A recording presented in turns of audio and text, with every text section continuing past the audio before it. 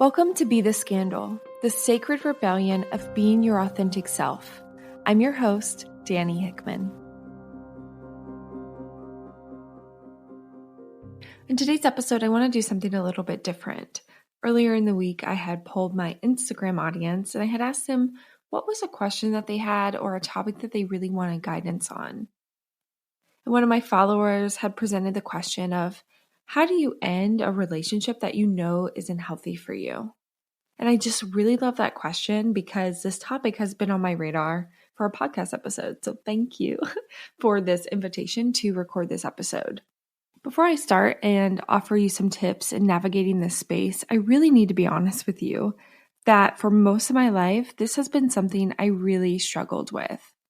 I remember this was in my 20s when I first moved to Nashville. I was in a relationship with someone and I knew within that first month that they weren't the right person for me.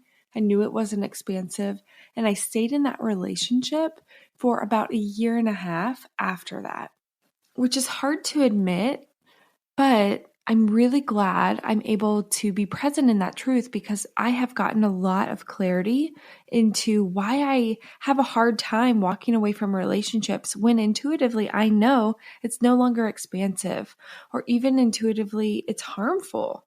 It's actually doing me harm, and then the way I'm showing up in that relationship is probably had done harm to that partner.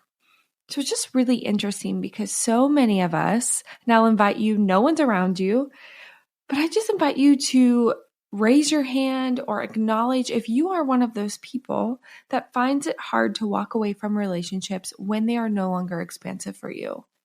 And this could be a romantic relationship, it could be a friendship, it could be a work relationship, or maybe there is a relationship with a family member that you've been needing to set boundaries with, but you just haven't. So I just invite you, if you can, be present in that truth. Is this a quality that you have and a behavior that you engage in?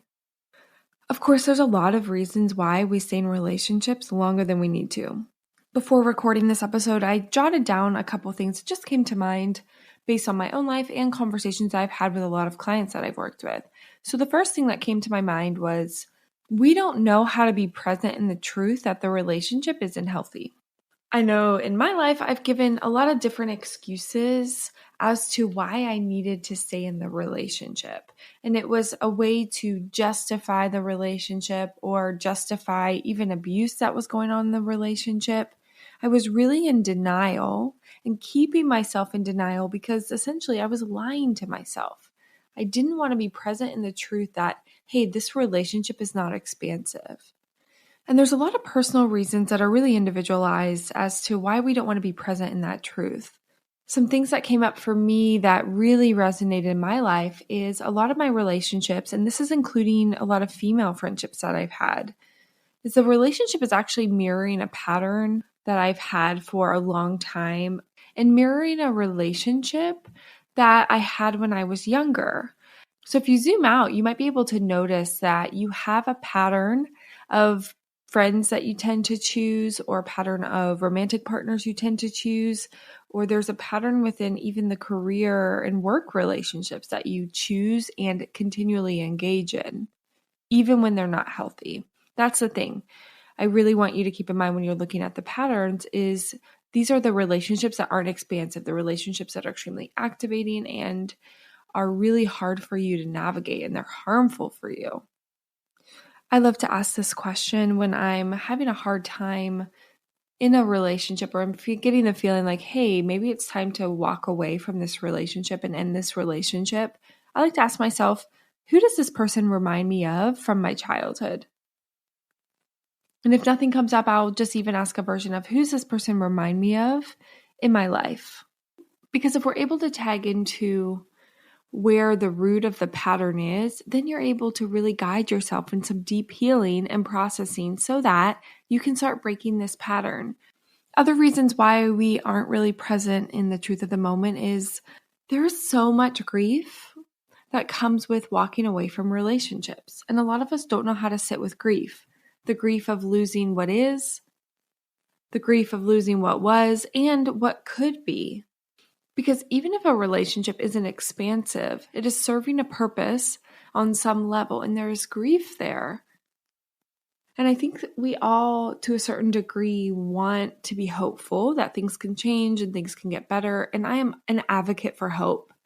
But what I'm not an advocate of is holding on to hope so dearly and so tightly when it's actually an avoidance strategy and not being present in the truth of the moment. Because sometimes the truth is, oh, this relationship isn't expansive. Oh, this friendship actually does need to end. There's so much codependency here. It's not supportive for either of us. Oh, we're not bringing out the best in each other. Actually, we're not on the same team. Ugh. I even hate saying that to you right now. It is hard to be present in the grief of what is. But here's the thing, which is something I'll continually say whenever I'm talking about grief. So this isn't the first time you've heard it if you've listened to my podcast before. But our bodies know how to grieve. Our bodies know exactly how to process the waves of grief in a way that is efficient and effective and needed for our system. The hard part is we block ourselves from actually processing the grief because we don't know how to hold space for our emotions. And that's another reason why we don't want to be present in the truth of the moment is we don't know how, in just a general sense, to be present in a lot of different emotions that come up. Most likely those ones we don't love to feel, like sadness, grief, anger, resentment. The list could go on and on. We don't know how to be present in the emotional pain that comes up within us. And a lot of us don't know how to be present in the pain of somebody else. We don't know how to hold space for someone else's emotions if we're saying, hey, it's time for us to end this relationship, or this isn't working for me anymore. That is a triggering conversation. Think of times when you've been on the other side of that receiving end of that conversation. It is triggering, it's activating. It brings up a lot of our unresolved stuff.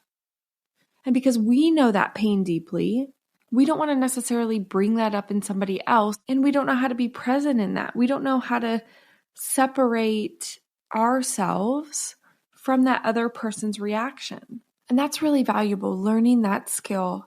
How do we allow ourselves permission to feel what we're feeling, learn how to feel safe in our emotions that are coming up with the ending of the relationship, with the truth of the moment? And how do we love someone else unconditionally in a way that gives them space to feel what they're feeling? And it doesn't need to say anything about us or mean anything about us if they're having a big emotional reaction.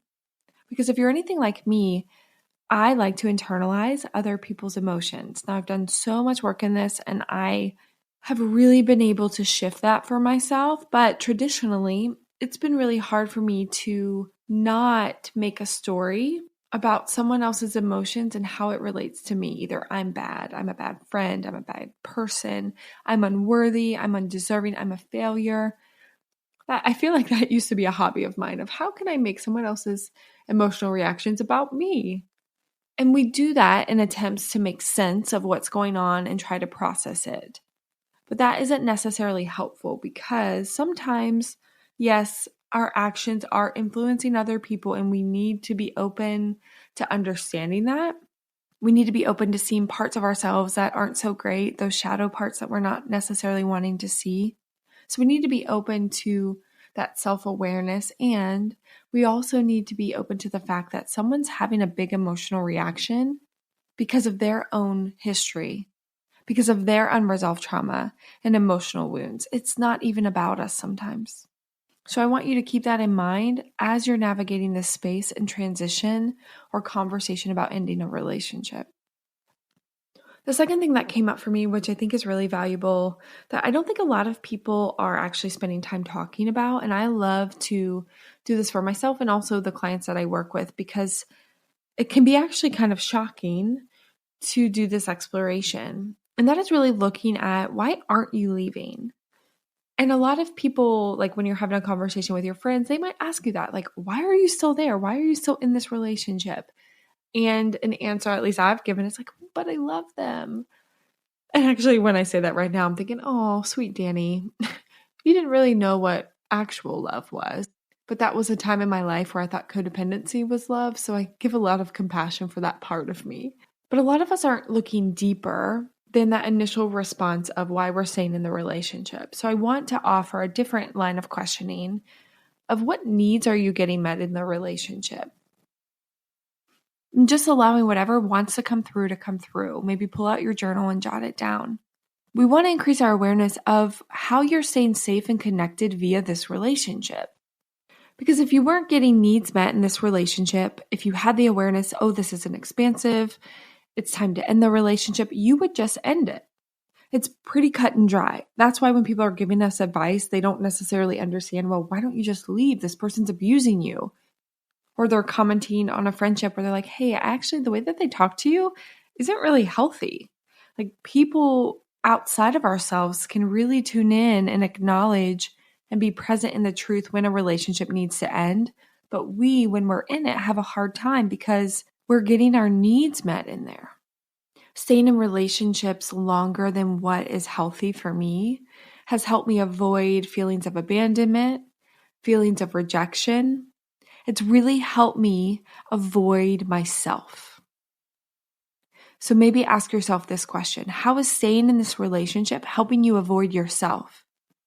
I think of a friendship that ended this past year, and by me staying in the friendship, it helped me avoid my vulnerability and my authenticity.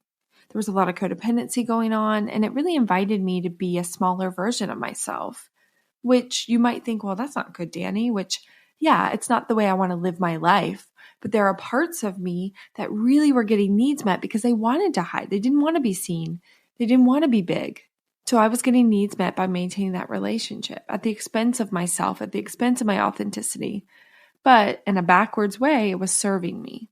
I think of a relationship that ended a few years ago. It was helping me avoid being present in my unworthiness and my codependent patterns.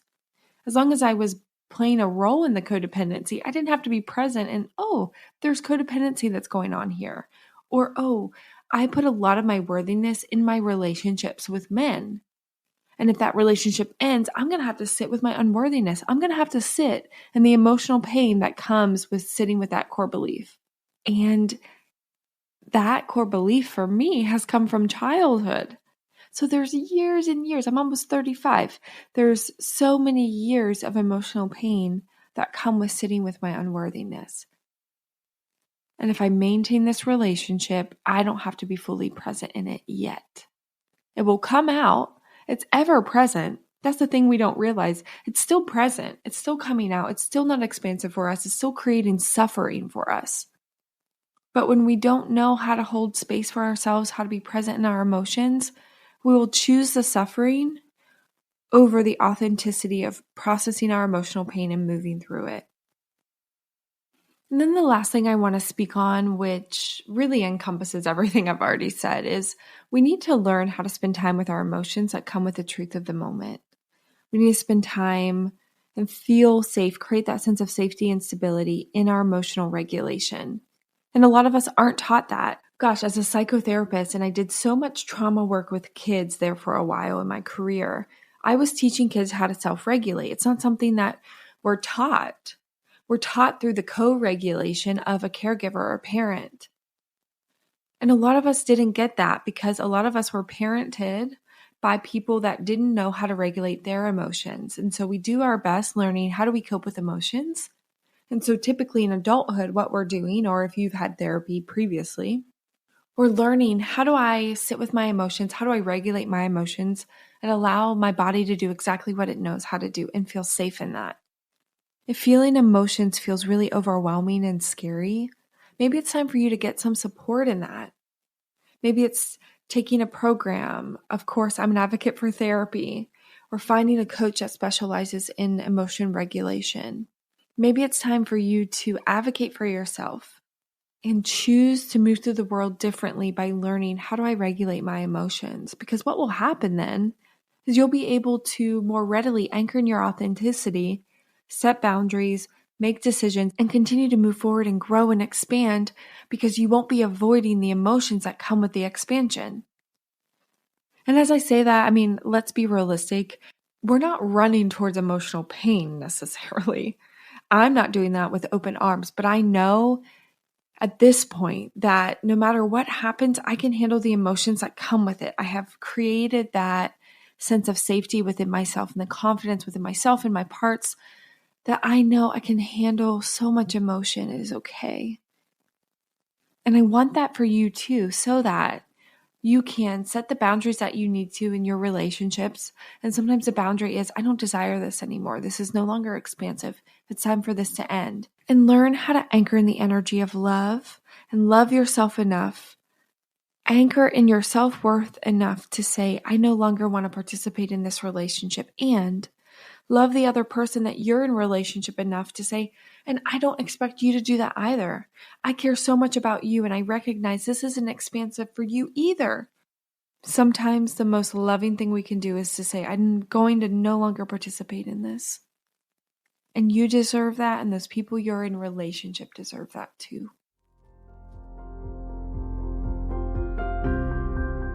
Thanks for tuning in to this episode of Be the Scandal. If you like what you heard, don't forget to click subscribe so that you can join in on the sacred rebellion of being your most authentic self.